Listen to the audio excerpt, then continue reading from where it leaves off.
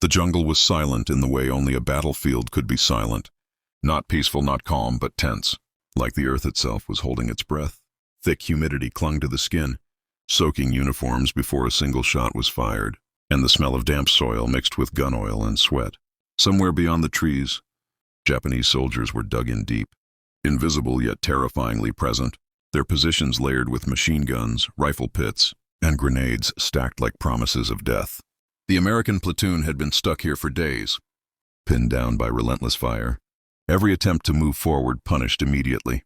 Men whispered instead of spoke, not because of discipline, but because fear had a sound, and they didn't want to hear it echo back at them.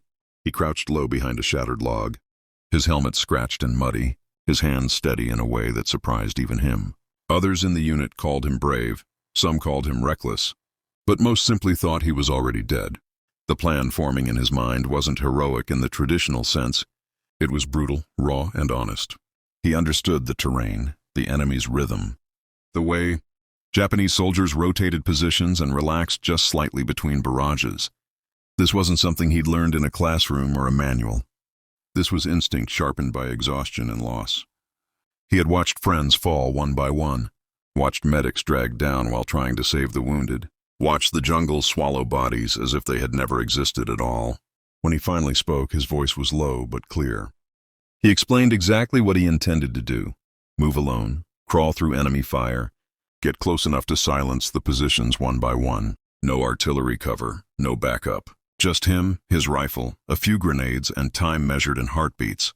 The reaction was immediate and brutal. Men stared at him as if he had lost his mind. A sergeant muttered that it was suicide. Another soldier shook his head slowly, unable to even argue, because there was nothing to argue against. Everyone there understood the math of survival, and his plan did not add up. But the jungle didn't care about opinions. Night fell heavy and thick, turning shadows into walls.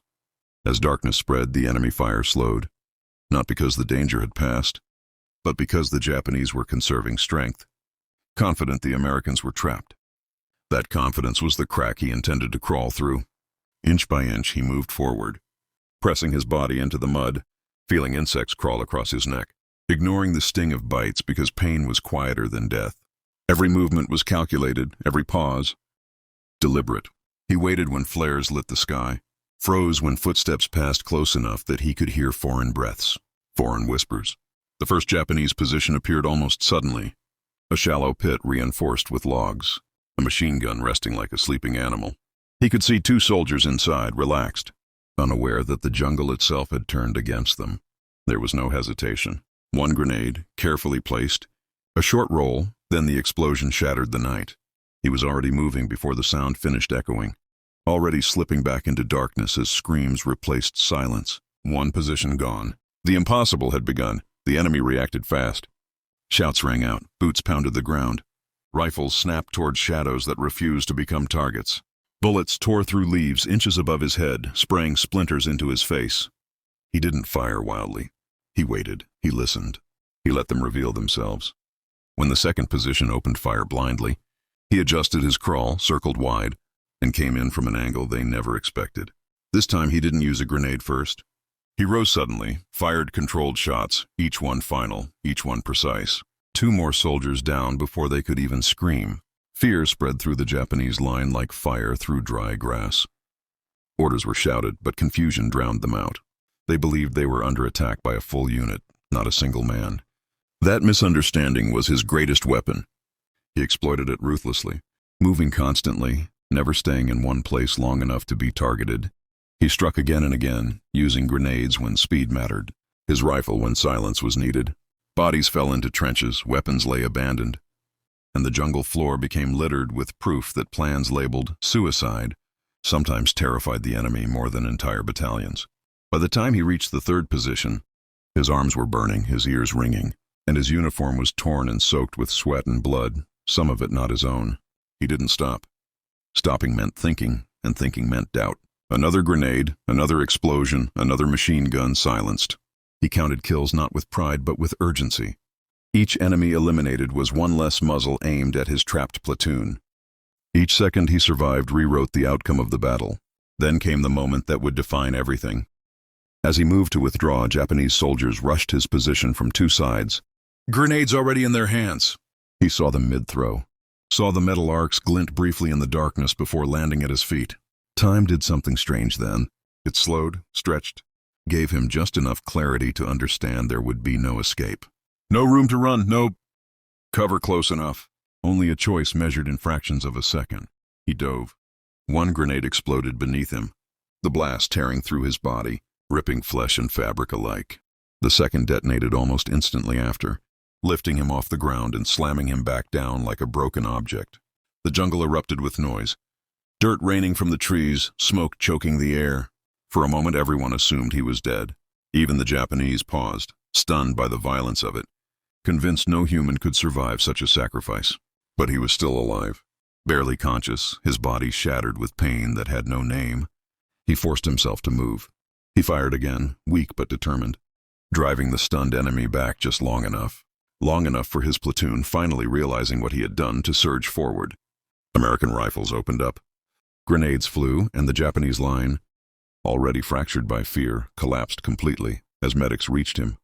They found a man who should not have been breathing, shrapnel embedded deep in his body, burns across his torso, blood pooling beneath him. Yet his eyes were open, focused, calm. He didn't ask if he would live. He asked if the others had made it through. When they told him yes, that the path was clear, that the enemy positions were destroyed, he closed his eyes, not in relief, but in exhaustion deeper than sleep. The men who had called his plan suicide stood silently around him. No one spoke. No one could, because they had just witnessed something that rewired their understanding of courage. This was not blind bravery. This was deliberate sacrifice. Calculated risk taken not for glory, but because someone had to go first. And he had decided that someone would be him. They carried him out of the jungle on a stretcher improvised, from rifles and torn canvas, moving slowly, carefully, as if one wrong step might finally let death claim what the grenades had failed to take. The battle behind them faded into distant gunfire, then into memory, but the weight of what had happened pressed heavier with every step. Blood dripped steadily onto the jungle floor, marking a trail that told its own story, not of retreat, but of a man who had pushed himself beyond the boundary most soldiers never even saw. His breathing was shallow, uneven, each breath a small act of defiance against wounds that should have ended, everything minutes earlier. At the aid station, medics worked with the kind of urgency that bordered on disbelief. They cut away his uniform and revealed the cost of his decision. Shrapnel buried deep in muscle, burns blackening skin, fragments lodged dangerously close to vital organs. One medic shook his head slowly, whispering that it was a miracle he was conscious at all. Another didn't speak, his hands moving automatically, trained to save lives even when reason said it was pointless. Morphine dulled the pain, but not the memories. And even as his vision blurred, flashes of the jungle replayed in his mind, each explosion echoing again, each fallen enemy face frozen in time. Word spread fast through the regiment. By morning, soldiers who had never seen the fight knew his name. They repeated the details in hushed voices, each retelling growing heavier, more unbelievable. 11 Japanese soldiers killed, multiple machine gun positions silenced, 2 grenades absorbed by his own body. Men argued over the numbers, not because they doubted them, but because numbers felt too small to explain what he had done. It wasn't the count that mattered. It was the fact that an entire advance had depended on one man deciding that his life was a price worth paying. When he regained clearer consciousness, he found himself under a canvas roof. The sound of rain tapping softly above him. His body felt distant, as if it belonged to someone else. And every movement sent sharp reminders that survival came with consequences. Officers came and went, asking questions, writing notes, trying to capture the event in reports that would later become history.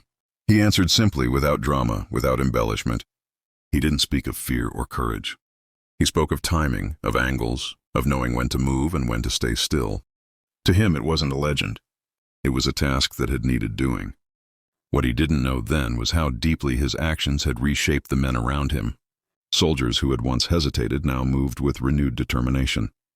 They had seen proof that even the most entrenched enemy could be broken, not by overwhelming force but by relentless will. His platoon advanced in the days that followed, taking ground that had seemed untouchable before. Each step forward carried the unspoken, understanding that they were walking on a path carved by sacrifice. The Japanese, too, felt the impact. Prisoners later spoke of the night in fragmented sentences. describing an invisible attacker who seemed to be everywhere at once. A force that ignored explosions meant to kill. Morale suffered.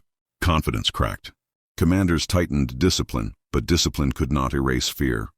In their minds, the jungle itself had chosen a side, and that belief lingered longer than any physical wound.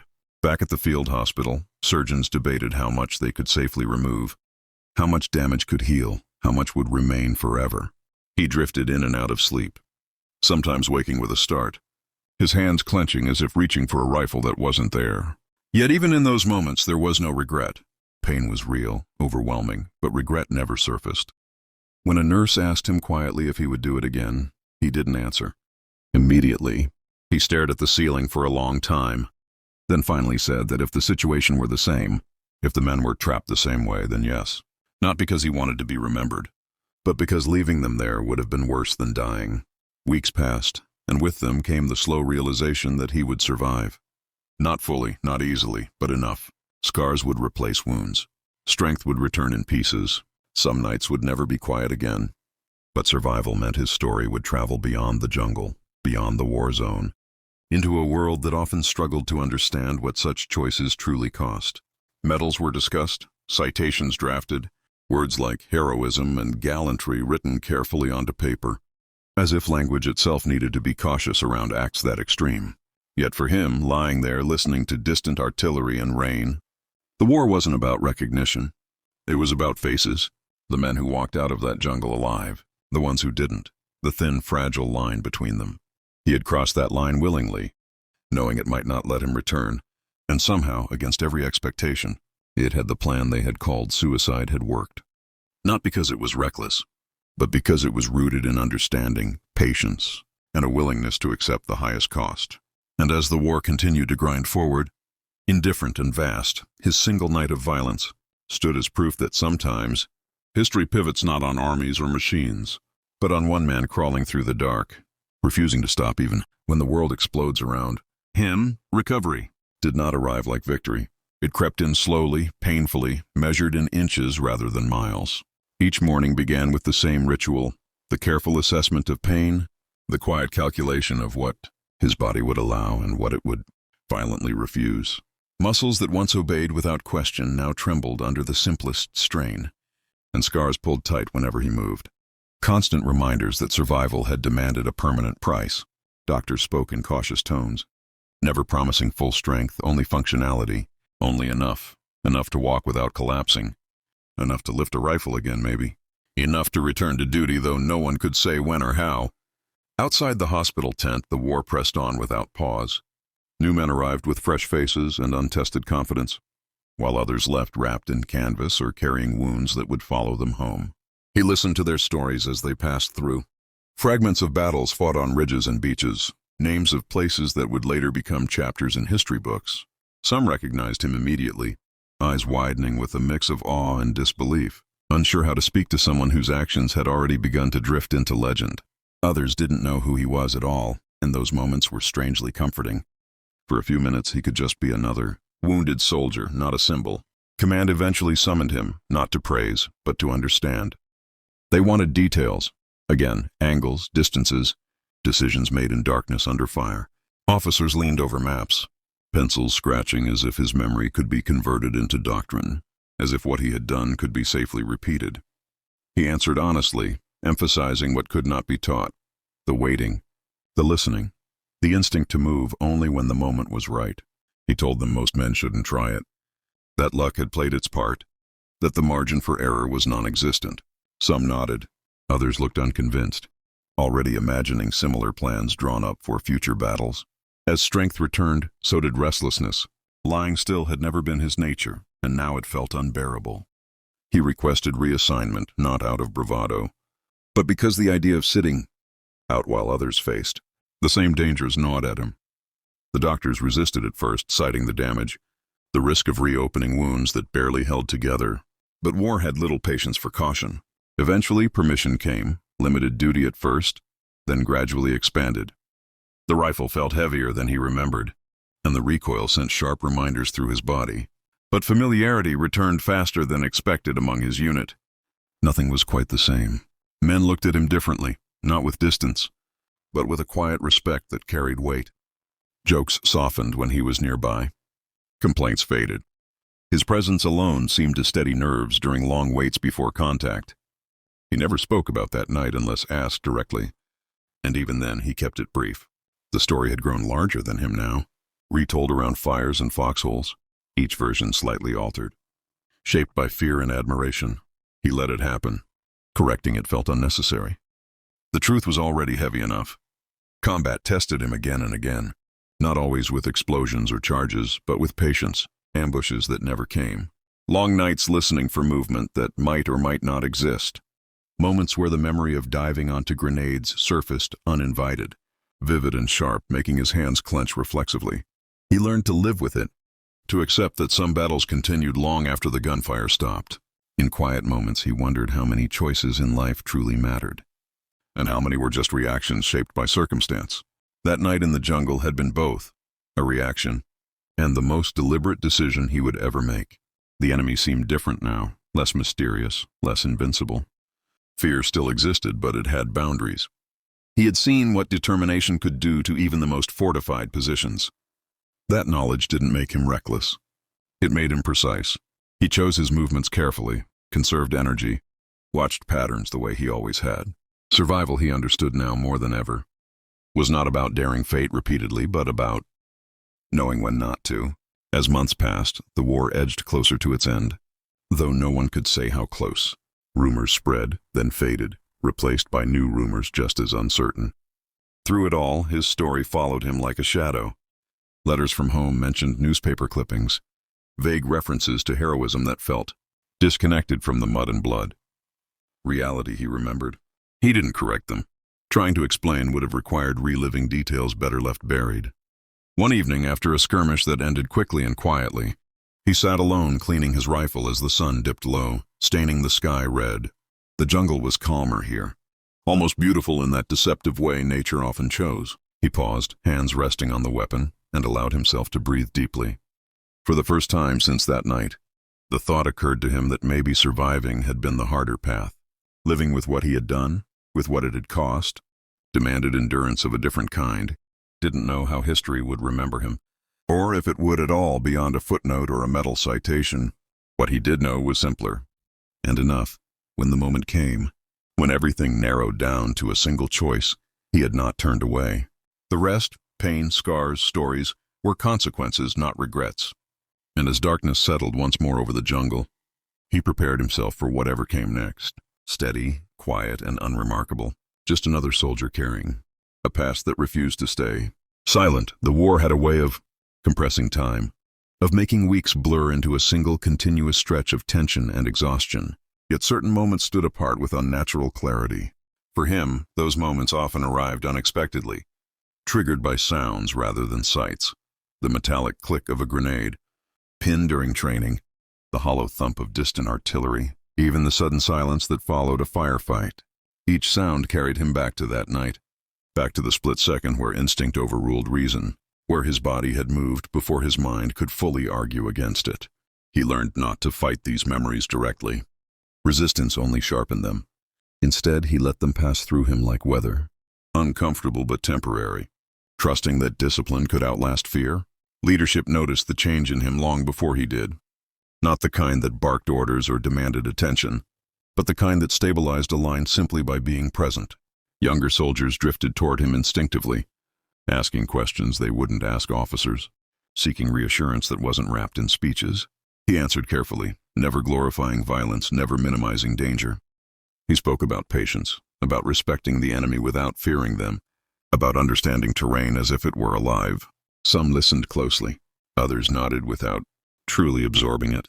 He knew experience would eventually teach the rest, just as it had taught him.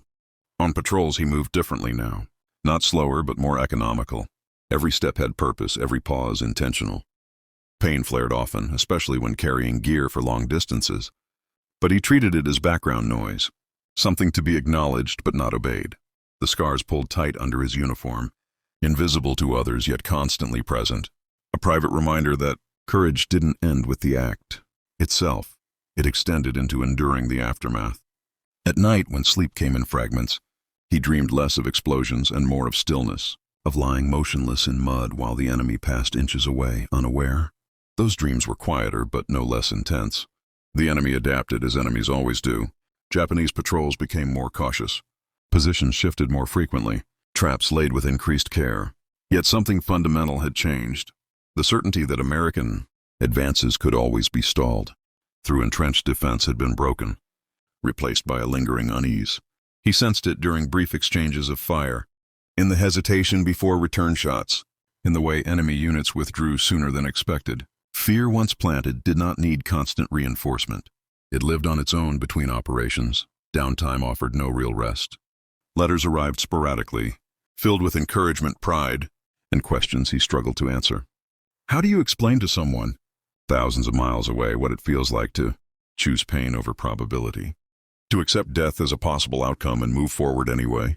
He wrote back carefully, focusing on mundane details, assuring them he was recovering, that he was safe enough. The truth was too complex, too heavy to fit on paper without distorting itself.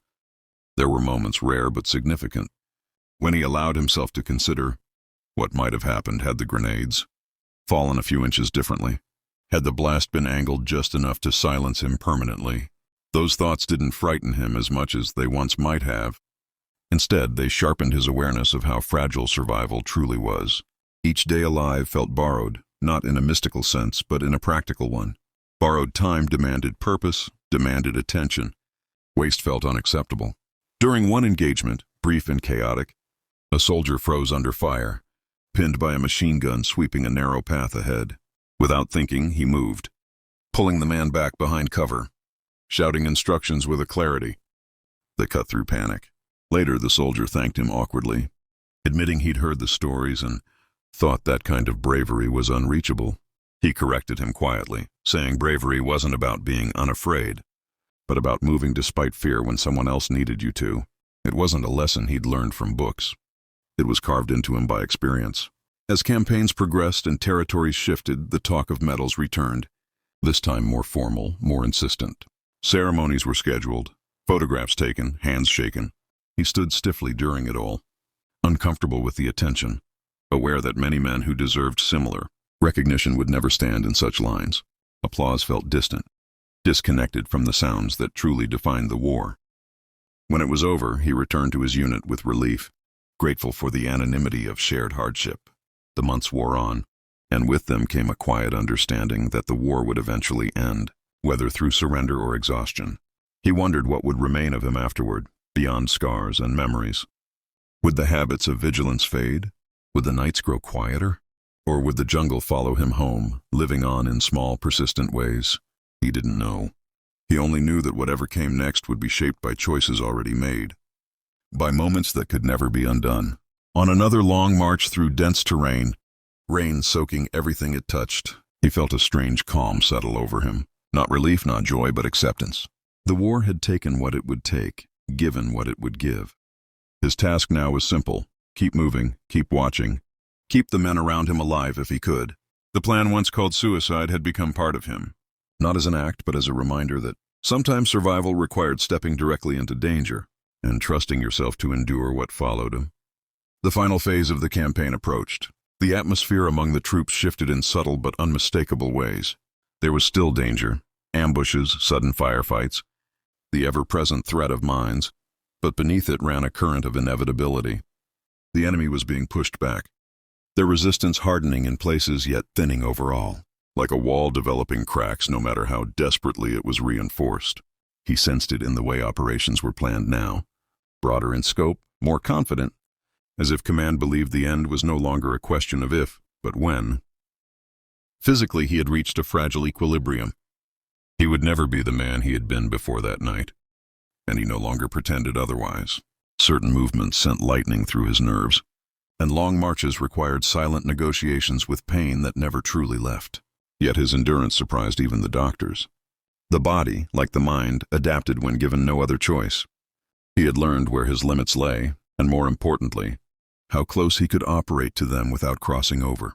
That knowledge made him dangerous in a different way than before, less explosive, more deliberate. During one extended operation, his unit was tasked with clearing a series of ridgelines that overlooked a key supply route. The terrain was unforgiving, steep and exposed, offering little cover and even less mercy. Progress was slow, each step contested, each ridge taken at a cost. On the third day, they came under fire from a concealed position that pinned them down, just below the crest. The situation was eerily familiar. Men pressed into the dirt, bullets snapping overhead. The sense of being watched by an unseen enemy pressing down like weight. This time, no one called his ideas suicide. When he pointed out a possible route along the flank, narrow and dangerous but viable. Heads nodded instead of shaking. A younger officer deferred without hesitation, trusting his judgment implicitly. The trust carried its own burden. He moved forward carefully, not alone this time, but with a small element, guiding them through folds in the terrain, signaling when to stop, when to move. The enemy position fell quickly once engaged from an unexpected angle, resistance collapsing before it could fully organize. It wasn't dramatic. There were no grenades diving into silence, and yet it mattered just as much afterward. As they regrouped, one soldier remarked quietly that things seemed easier with him around, as if the war made more sense somehow. He didn't respond immediately. Eventually, he said that nothing about war ever made sense, but experience could at least make it survivable. It was the closest he came to acknowledging the role he now played, not as a lone figure charging into darkness, but as a steady presence shaping outcomes in quieter ways. News from other fronts filtered in, often incomplete, sometimes contradictory. Victories were announced, setbacks downplayed. Through it all, he noticed how quickly people began to look forward, mentally stepping beyond the war, even while still fighting it. Men spoke about home more often now, about plans and possibilities that had once felt indulgent. He listened, occasionally adding a comment, but mostly observing. Hope was a powerful thing, but it could also distract. He remained anchored in the present, focused on what the next hour might demand, rather than what the next year might bring. One afternoon, during a rare lull, he sat cleaning his gear while watching a group of replacements receive instructions nearby. Their faces were younger than he remembered his own being when he'd arrived, or perhaps memory had softened the edges. He wondered which of them would be changed permanently, which would carry invisible weight long after the shooting stopped. The thought wasn't bitter. It was resigned. War did not choose favorites. It simply marked those who passed through it. At night, the sounds of the jungle seemed less hostile now, almost familiar. He could distinguish animals from men, movement from illusion, danger from noise. That awareness, once purely tactical, had become instinctive. It extended even into moments of rest, his senses never fully disengaging. Some part of him suspected they never would again, and yet he found a strange comfort in that vigilance. It was proof that he was still here, still capable, still useful. As operations continued, his name appeared less frequently in reports, replaced by broader unit achievements. He preferred it that way. The plan that had once defined him no longer stood alone. It was absorbed into a collective momentum, a series of actions taken by many, each influenced in small ways by lessons learned from that night. Influence, he realized, did not require recognition to be real. He did not know that soon, very soon, the war would ask one final reckoning of him, not in a single explosive moment, but in a quieter, heavier way that would force him to confront what came after. For now, he moved forward with the others, boots sinking into familiar ground, eyes scanning ahead, carrying with him the understanding that surviving the past was only part of the journey. The final reckoning did not arrive with gunfire or explosions. It came instead in pauses, in the empty spaces between orders, in the growing realization that the war was beginning to loosen its grip. Operations slowed, objectives narrowed, and the urgency that had once driven every movement softened into something more restrained. For many men, this brought relief. For him, it brought uncertainty. Combat had given structure to pain, direction to endurance. Without constant forward motion, the weight of memory pressed closer, heavier than before. He noticed it first during long halts, when there was nothing to do but wait. His hands would twitch reflexively at distant sounds, muscles tightening for threats that never materialized. Conversations drifted past him, plans for home, for work, for futures that felt abstract and distant. He listened but rarely contributed. The world they were preparing to return to no longer felt like the one he had left. Too much had happened in between. Too many lines crossed that could not simply be uncrossed. When the announcement finally came, official, unmistakable, that major hostilities were ending, the reaction around him was immediate and emotional. Cheers broke out, men embraced. laughter mixed with tears. Helmets were thrown into the air. Rifles rested against trees for the first time without vigilance attached to them. He felt none of that rush. Instead, a quiet settled over him, deeper and more complex than relief. Survival was confirmed now, not just for the next hour, but for the foreseeable future. And with that confirmation came responsibility of a different kind. Learning how to live beyond the moment of sacrifice. Demobilization was chaotic, filled with paperwork, briefings, medical evaluations repeated again and again. Doctors took renewed interest in his injuries now that the war no longer demanded his presence. They spoke openly about long-term effects, about limitations he would need to accept. He nodded, absorbing it without argument. Acceptance had become a skill, one he'd practiced since the jungle. The idea of returning home felt strange, almost intrusive, as if he were stepping into a life already in progress without him. The farewell to his unit was understated. Handshakes lingered longer than necessary. A few men struggled to find words, settling instead for nods that carried more meaning than speeches ever could. He told them to stay in touch, knowing full well that most wouldn't. Warbound. Connections were intense but fragile, designed for survival rather than permanence. Still, he hoped some part of what they had shared would endure. The journey away from the front felt unreal. Each mile put distance between him and the places that had defined him. Yet the separation was only physical.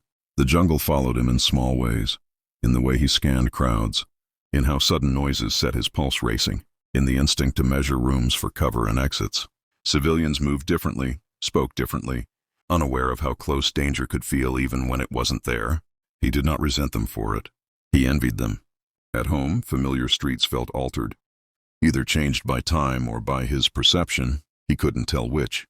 People greeted him warmly, asked questions they thought were polite, curious. He answered selectively, offering fragments rather than full truths. Describing the night he dove onto, grenades felt impossible, outside the context of the men, whose lives depended on it. Without that context, it sounded like madness. Without that understanding, it became spectacle. He refused to let it be either. Recognition arrived in formal settings, ceremonies, speeches, carefully chosen words meant to honor sacrifice. He stood through them respectfully, feeling oddly detached, as if the person being described was someone else entirely. Applause echoed. Hands shook his, medals caught the light. None of it erased the weight he carried. None of it needed to. Honor did not heal wounds. It acknowledged them. What challenged him most were the quiet days. Days without orders, without immediate purpose. He filled them with routine, with work that kept his hands busy and his thoughts occupied. Slowly, he began to understand that the discipline which had kept him alive in combat could also anchor him now. Structure, awareness, responsibility. These were transferable skills, even if the battlefield was gone. Occasionally, the memories returned with sharp clarity. The feel of dirt beneath his chest, the metallic clink of grenades hitting the ground. The decision made without hesitation. He no longer tried to push these memories away. They were part of him, inseparable. Instead, he examined them, not with pride or regret, but with honesty. That moment had defined him, yes, but it did not confine him. He began to speak to others when asked, not as a hero, but as someone who understood fear intimately. He spoke about choices, about responsibility to others, about the reality behind romanticized ideas of bravery. People listened differently when he framed it that way. The story lost its spectacle and gained weight, becoming less about what he had done and more about why it mattered. Life moved forward in small increments. Healing continued, incomplete but sufficient. Purpose returned, reshaped but real. He learned that surviving the act everyone remembered was only the beginning. The harder task was carrying its meaning forward without letting it consume him.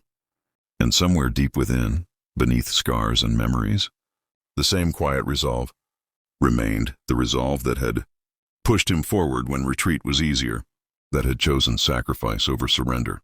It no longer needed a battlefield to exist. It had become part of who he was. Time reshaped the memory but never erased it. Years passed, seasons changed, and the world moved forward with the confidence of people who believed the worst was behind them.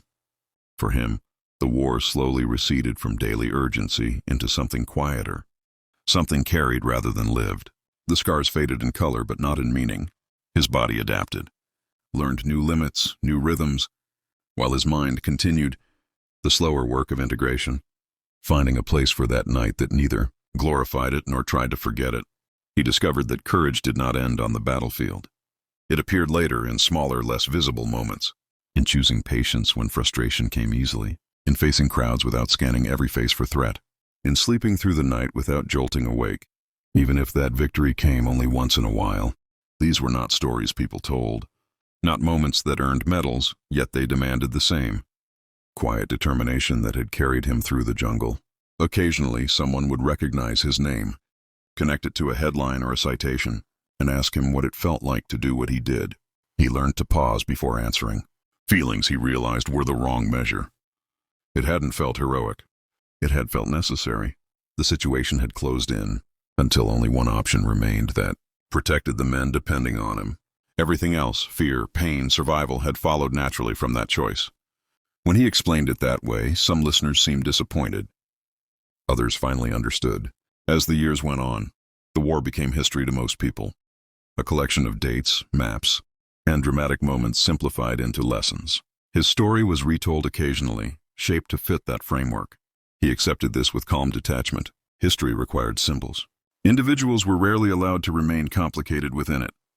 What mattered more to him was that somewhere, some young person might hear the story, stripped of exaggeration, and learn that bravery was not about seeking death, but about accepting responsibility.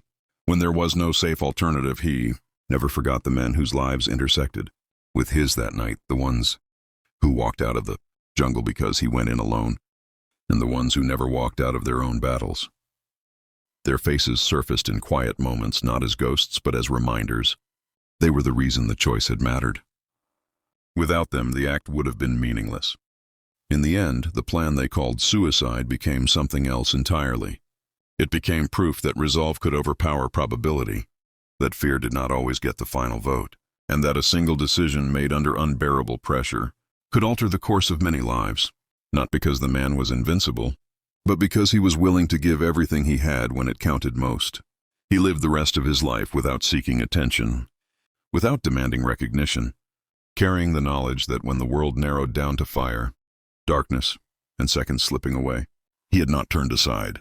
That knowledge did not make him extraordinary in his own eyes. It simply allowed him to live with himself, and that is where the true legacy of that night rests. Not in the number of enemies killed, not in the medals earned, not even in the grenades that failed to silence him, but in the quiet truth that sometimes history is changed by someone who steps forward when everyone else believes the cost is too high. They called his plan suicide. History called it survival, and the men who lived because of it called him something far simpler. The one who did not step back when it mattered most.